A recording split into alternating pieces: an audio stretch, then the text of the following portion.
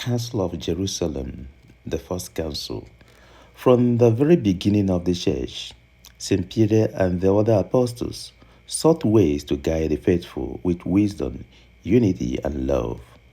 At the Council of Jerusalem, they decided not to place unnecessary burdens on the Gentiles who wished to follow Christ.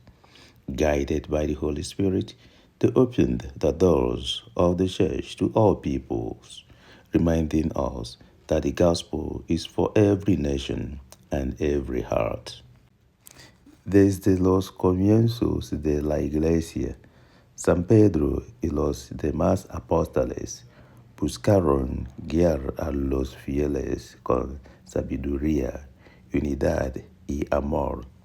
En el Concilio de Jerusalén decidieron no imponer cargas innecesarias a las gentes que deseaban seguir a Cristo.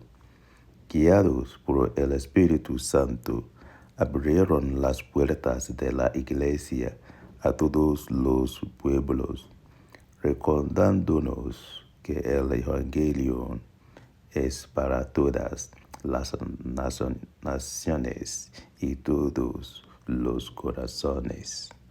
Site na mmalite nzukọ Kristi, Pita dị Asọ na ndị ozi jiri amamihe, ịdị n'otu na ịhụnanya na-edu ndị kwere ekwe. N'oge ọgbakọ kansụl nke Jerusalem, ha kpebiri na agaghị etinye iwu na ibu ndị ọzọ adịghị mkpa nyelu ndị mba ọzọ, ndị Gentile ndị chọrọ iso Kristi.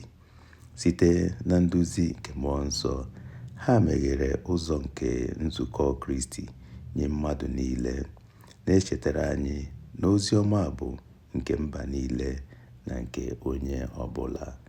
God bless you. Dios te bendiga. Chineke gọzie gị. Amen.